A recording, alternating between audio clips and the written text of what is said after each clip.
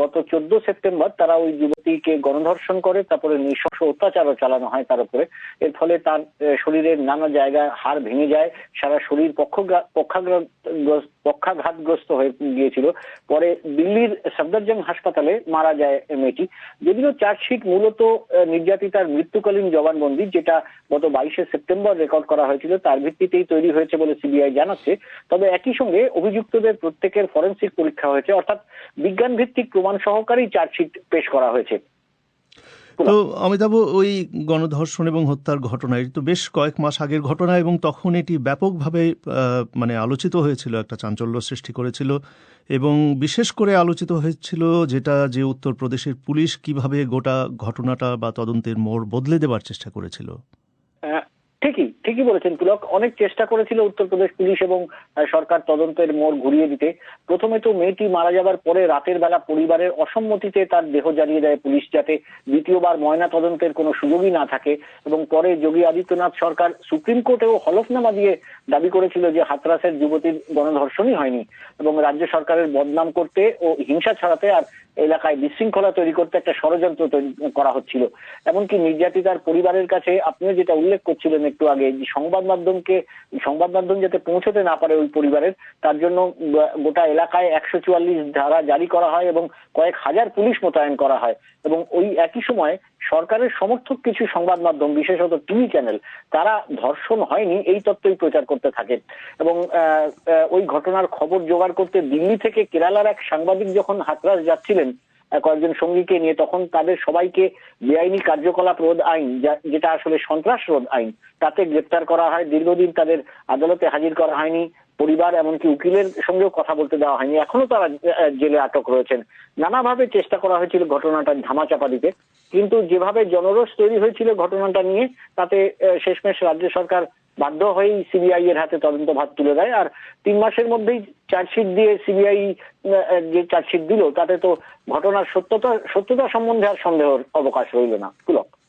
অমিতাভ, আপনাকে অনেক ধন্যবাদ। কলকাতা থেকে বলছিলেন অমিতাভ ভট্টশালী। আপনারা শুনছেন বিবিসি বাংলার সান্ধ্য অনুষ্ঠান প্রবাহ। এবারে আজকের সংক্ষিপ্ত বিশ্ব সংবাদ মোয়াজ্জেম হোসেনের কাছে। নাইজেরিয়ায় যে কয়েকশো স্কুল ছাত্রকে বন্দুকধারীরা অপহরণ করেছিল, তারা নিজেদের রাজ্য কাতসিনায় ফিরে গেছে। তাদের একটি বাসে করে ওই রাজ্যের রাজধানীতে একটি সরকারি ভবনে নিয়ে যাওয়া হয়েছিল। টেলিভিশন ক্যামেরার সামনে ছাত্রদের খালি পায়ে, হাতে কম্বল ধরা অবস্থায় দেখা যায়।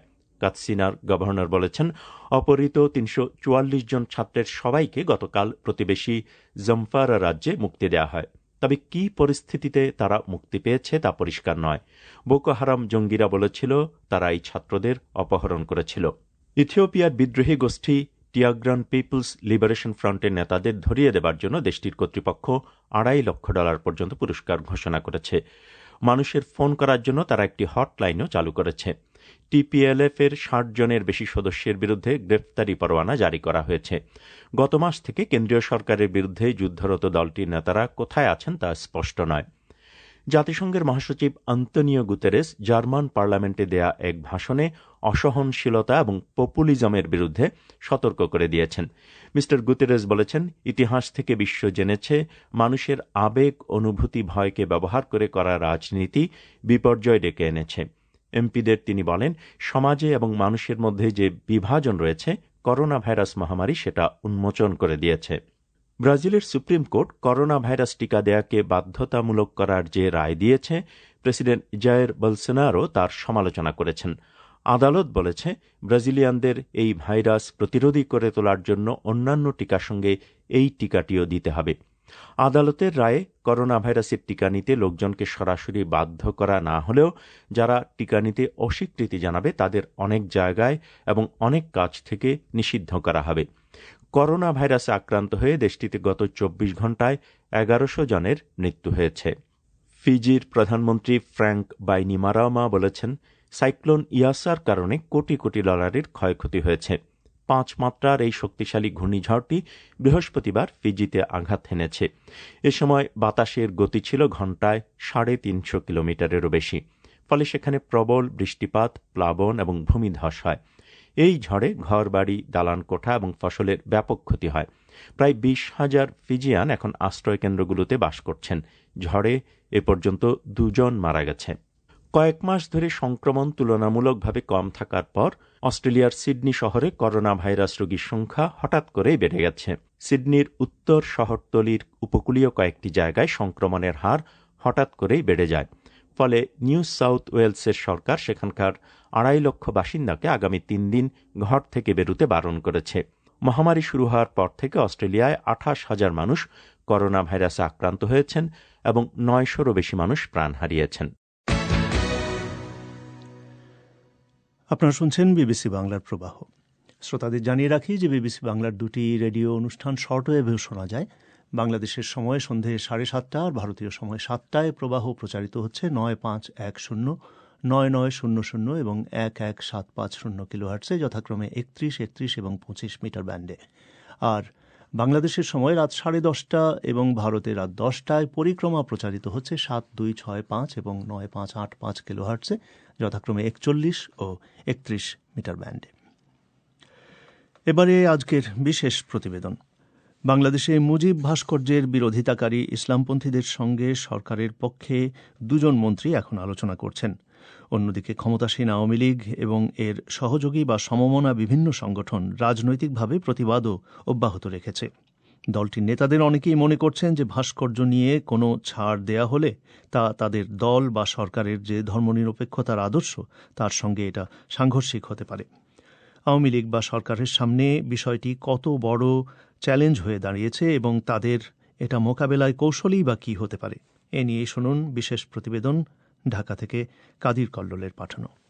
বঙ্গবন্ধুর ভাস্কর্য নিয়ে কথা ওঠার চেষ্টা হয়েছে। বাংলাদেশ অসাম্প্রদায়িক চেতনার দেশ। বাংলাদেশে সকল ধর্মের মানুষ সমান সুযোগ নিয়ে চলবে।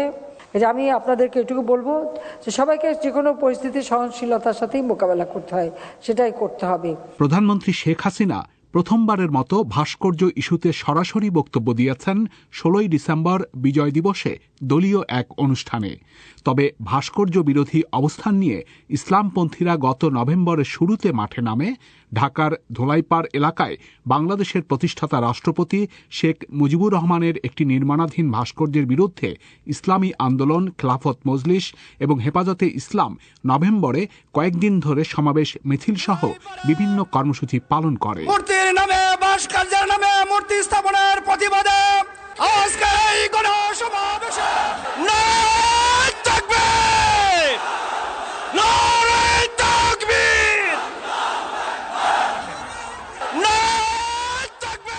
প্রথম দিকে আওয়ামী লীগ বা সরকার কোনো প্রতিক্রিয়া দেখায়নি। তখন আওয়ামী লীগের সাধারণ সম্পাদক ওবায়দুল কাদের সাংবাদিকদের প্রশ্নে বলেছিলেন তারা পরিস্থিতি পর্যবেক্ষণ করছেন। কুষ্টিয়ায় শেখ মুজিবের নির্মাণাধীন আরেকটি ভাস্কর্য ভাঙচুরের ঘটনা যখন ঘটে তখন আওয়ামী লীগ রাজপথে নামে।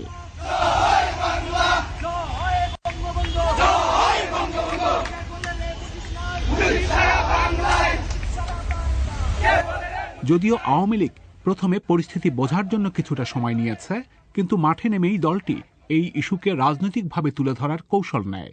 দলটির নেতৃত্ব প্রশ্ন তোলে হঠাৎ করে এখন ভাস্কর্য ইস্যুকে সামনে আনার বিষয়ে। এছাড়া যারা ভাস্কর্যের বিরোধিতা করছে তাদের মধ্যে ইসলামপন্থী কয়েকটি দল বিএনপি নেতৃত্বাধীন জোটেও রয়েছে। সেখানে রাজনৈতিক বিষয়কে সামনে এনে ধর্মীয় বিতর্ক কিছুটা এড়ানো সম্ভব হতে পারে বলে দলটির নেতৃত্ব মনে করছে।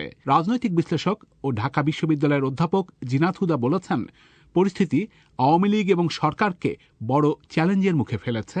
দলটিকে শক্ত অবস্থানে থেকে এই চ্যালেঞ্জ মোকাবেলা করা ছাড়া অন্য পথ খোলা নেই বলে তিনি মনে করেন।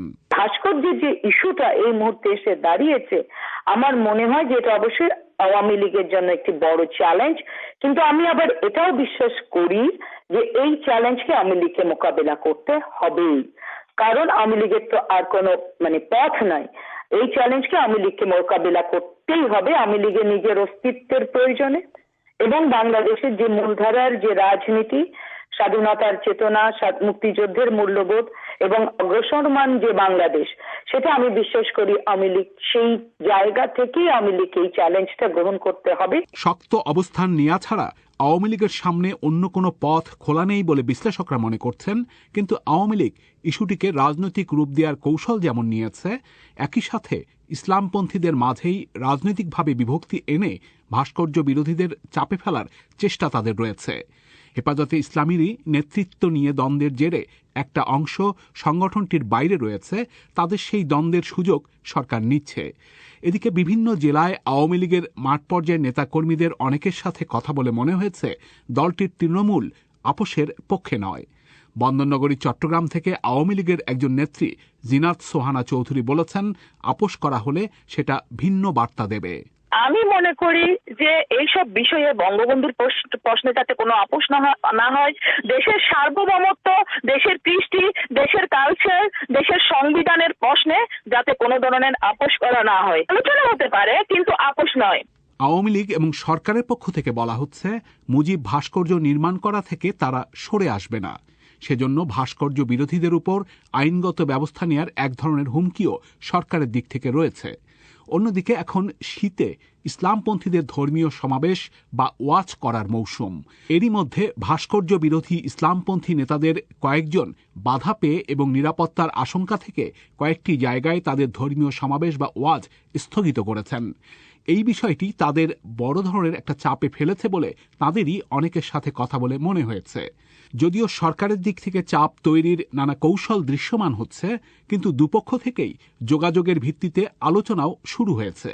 সিনিয়র মন্ত্রী এবং আওয়ামী লীগের প্রেসিডিয়াম সদস্য ড আব্দুর রাজ্জাক বলেছেন, আলোচনা হলেও তাদের দলের নেত্রী ভাস্কর্য নিয়ে কোনো ছাড় দেবেন না এবং দুজন মন্ত্রী আলোচনায় সেই বার্তাই দিয়েছেন।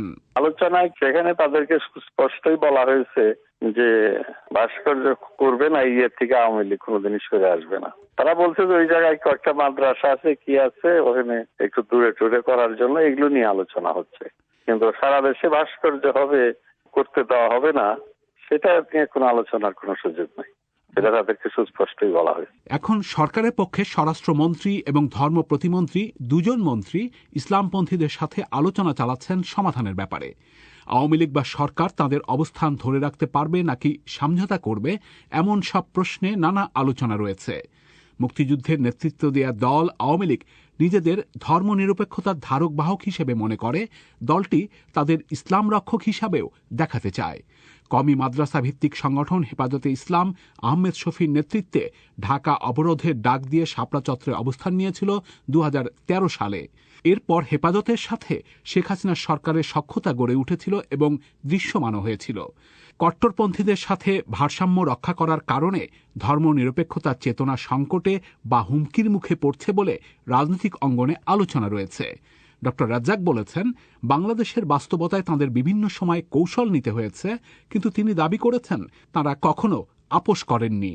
আওয়ামী লীগ তো তার প্রতিষ্ঠার লগ্ন থেকে এই ধর্মনিরপেক্ষতায় বিশ্বাস করে এবং এই নীতি থেকে কখনো কিন্তু বিচ্যুত হয়নি এবং এই প্রশ্নে কোনো আপোষেরও প্রশ্ন কৌশলের কারণে অনেক সময় হয়তো কিছু কিছু ক্ষেত্রে আমাদের হতে পারে, কিন্তু মূল চেতনা থেকে, মূল দর্শন থেকে আমরা কখনো বিচ্যুত হই নাই। আওয়ামী লীগ এবং ইসলামপন্থীরা যখন আলোচনা চালাচ্ছে, তখন দুই পক্ষ থেকেই ছাড় দেওয়ার প্রশ্ন আসে। এই আলোচনায় রাজনৈতিক নেতৃত্ব বা আওয়ামী লীগকে সম্পৃক্ত করা হয়নি।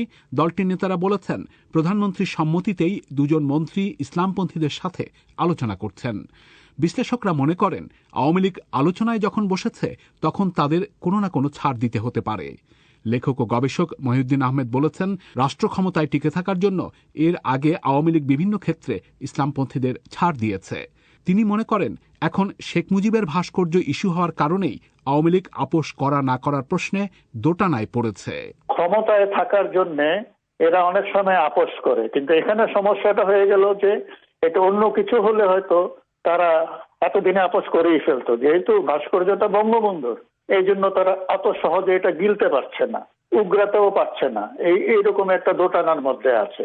তারপরেও আমি বলবো যে যে ইস্যুতে তারা এটার বিরোধিতা করছে, এই বস্তা পচা মধ্যযুগীয় মোল্লাতন্ত্র কোনোভাবেই আমাদের মতন একটি স্বাধীন দেশে গ্রহণযোগ্য না। আওয়ামী লীগ সরকারের সময় হেফাজতের দাবির মুখে সুপ্রিম কোর্ট চত্বর থেকে গ্রিক দেবীর আদলে নির্মাণ করা ভাস্কর্য সরিয়ে নেওয়ার বিষয়টি উদাহরণ হয়ে রয়েছে, কিন্তু এখন শেখ মুজিবের ভাস্কর্য নিয়ে কোনো আপোষ করা হলে দেশের সব ধরনের ভাস্কর্যই হুমকির মুখে পড়বে বলে বিশ্লেষকরা মনে করেন।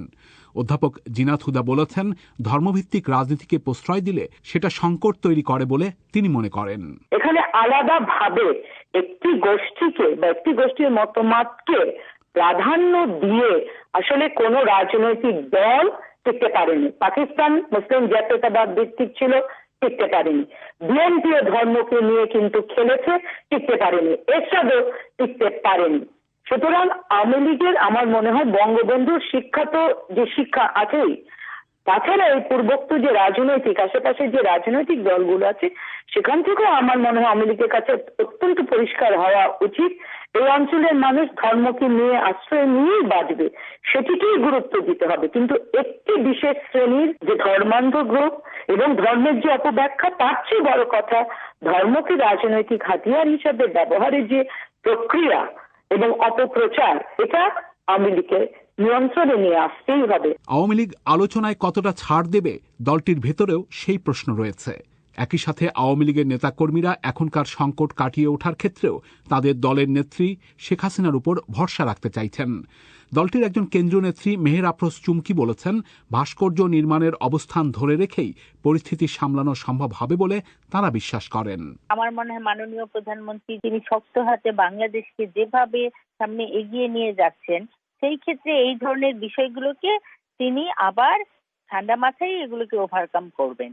এবং সেখানে আমরা তো উপলব্ধি করতে পারছি বাংলাদেশের মানুষ একদিকে যেমন সামনে এগিয়ে গেছে, একদিকে যেমন আপনার যে কুসংস্কারগুলো আছে সেগুলো থেকে কাটিয়ে নারীরাও অনেক সামনে এগিয়ে যাচ্ছে, আবার অন্যদিকে কিন্তু একটা শ্রেণী তারা পিছনে ঠেলার একটা অপচেষ্টা সবসময়ই থাকছে, আর সেইখানেই ধর্মের বিষয়টাকে তারা ব্যবহার করছে। আমার মনে হচ্ছে এই বিষয়গুলোকে নেত্রী তাদেরকে বোঝানোর ব্যাপারটা, তারা কি কারণে, কোন ইন্ধনে, কিভাবে, কেন এই চিন্তাধারা নিয়ে এই কাজগুলো করছে, এই জিনিসগুলোকে তিনি আস্তে আস্তে তাদের সাথেই কোনো না কোনো ভাবে কথা বলে কিংবা আমাদের অন্য কোনো পদ্ধতির মাধ্যমে এই চ্যালেঞ্জটাকে ওভারকাম করার চেষ্টা করছি। তবে আলোচনা নিয়ে স্বরাষ্ট্রমন্ত্রী এবং ধর্ম প্রতিমন্ত্রী যে বক্তব্য সংবাদ মাধ্যমে প্রকাশ হয়েছে তাতে সমঝোতা করার একটা ইঙ্গিত রয়েছে। ঢাকার ধোলাইপাড় এলাকায় একটি মসজিদ এবং কয়েকটি মাদ্রাসা থেকে কিছুটা দূরত্ব বজায় রেখে মুজিব ভাস্কর্য নির্মাণ করার ব্যাপারে ইসলামপন্থীরা সরকারকে আগেই প্রস্তাব দিয়েছে। আলোচনাতেও সেই প্রস্তাব এসেছে। এই প্রস্তাব সরকার বিবেচনা করতে পারে এমন একটা ধারণা পাওয়া যাচ্ছে। তবে ভাস্কর্য বিরোধীদের অন্য সুবিধা দিয়ে সমাধানের ভিন্ন কৌশলও থাকতে পারে বলে মনে করেন রাজনৈতিক বিশ্লেষক অধ্যাপক রওনক জাহান। তিনি বলেছেন, ইসলামপন্থী বিভিন্ন সংগঠন এর আগেও বিভিন্ন সময় ইস্যু সৃষ্টি করার পর সরকারের সাথে সখ্যতা গড়ে কওমি মাদ্রাসার ডিগ্রি স্বীকৃতি আদায় করা সহ নানা সুবিধা নিয়েছে। এখনও তেমন কিছু দাবি আদায়ের ভিত্তিতেও সমঝোতা হতে পারে বলে তিনি মনে করেন। এখন যেহেতু ইসলামী দল বলছে যে তারা আলোচনা করতে চায়, অতএব হয়তো আলোচনা করছেন, কিন্তু তার মানে এই নয় যারা ইসলামী দল যা চাচ্ছে সেটাই মেনে নেওয়া হবে। কারণ হচ্ছে যে হেফাজত এবং তারা হয়তো বা আরো কিছু অন্য ধরনের সুযোগ সুবিধাও হয়তো নিতে চাচ্ছেন, কিন্তু সেগুলো তার আমরা বাইরে প্রকাশ্য নয়। অর্থাৎ ভাস্কর্য ইস্যুতে হয়তো কোনো কিছু সরকারকে ছাড় নাও দিতে হতে পারে। মুজিব ভাস্কর্য নির্মাণের অবস্থানে থেকেই ইসলামপন্থীদের সাথে আলোচনায় সমাধান সম্ভব হবে বলে আওয়ামী লীগ নেতারা মনে করছেন, কিন্তু ভবিষ্যতে আর প্রশ্ন উঠানো হবে না সেই নিশ্চয়তা থাকবে কিনা এই প্রশ্ন থেকেই যায়। শুনছিলেন কাদির কল্লোলের বিশেষ প্রতিবেদন।